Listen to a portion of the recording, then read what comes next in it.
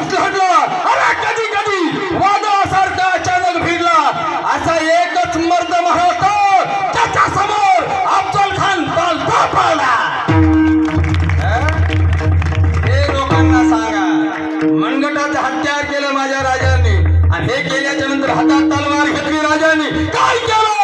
मोठे मोठे ते सुलताने केले त्या निघाले, मोठे मोठे ते